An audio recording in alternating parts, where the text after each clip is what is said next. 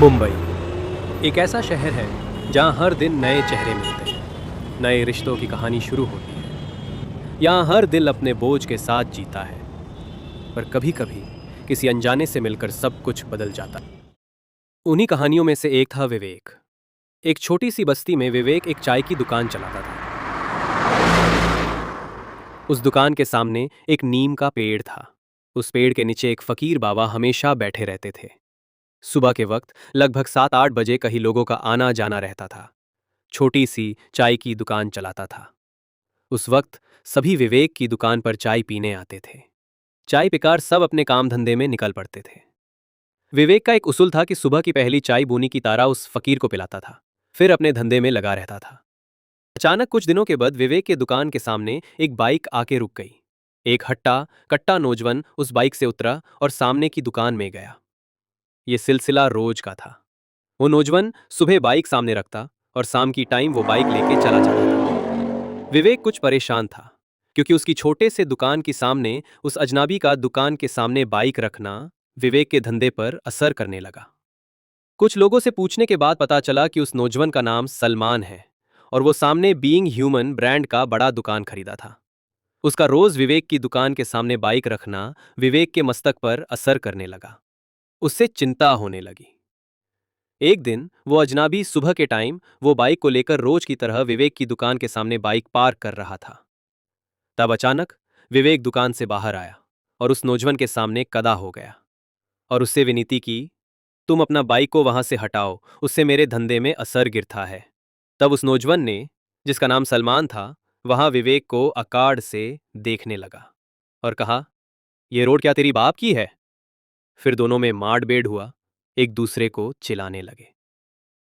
दो शब्दों का वाद विवाद था, पर दोनों के स्वभाव भड़क उठे। तब उस पेड़ के नीचे बैठा फकीर तुरंत खड़ा उठा और उसने दोनों को देखा।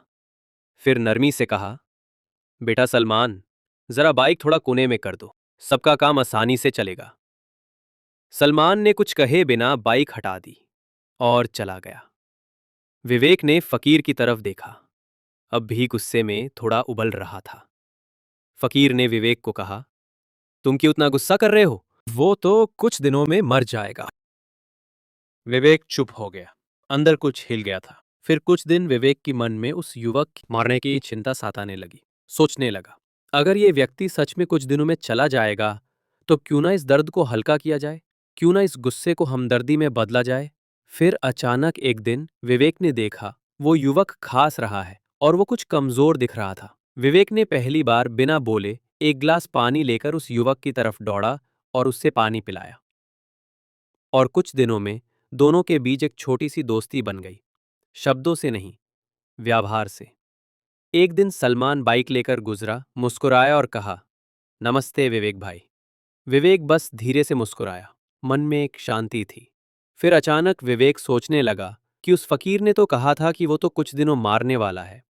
फिर एक दिन विवेक ने जाकर उस फकीर से पूछा, बाबा, आपने कहा था ना वो सलमान मर जाएगा? फकीर ने विवेक की तरफ देखा और मुस्कुराया और कहा, मारा तो है बेटा, पर व्यक्ति नहीं, तेरा गुस्सा था, वही समाप्त हुआ है। जो तुम्हारे अंदर सलमान के लिए प्रकोप, चिद, जलता हुआ अंगार था, वो समाप्त हुआ है। पहले जो रिश्ता था एक दूसरे का गिरबान पकड़ना, वो मर चुका है। अभी जो रिश्ता है वो एक दूसरे का समझौते का रिश्ता है। फकीर की बात सुनकर विवेक सोचने लगा कि बाबा की बात सही है। मारा तो है, लेकिन वो इंसान नहीं, एक दूसरे का सोच और विरोध करना मर गया है। अभी नया रिश्तों का जन्म हुआ था, एक दूसरे का सम्मान करना, एक दूसरे का हमदर्द, एक दूसरे का सहारा बनना, एक नया रिश्ता का जन्म हुआ था। विवेक बाबा की बात को समझ चुका था। शहर वही था, लोग भी वही थे, पर विवेक अब वही पुराना विवेक नहीं रहा।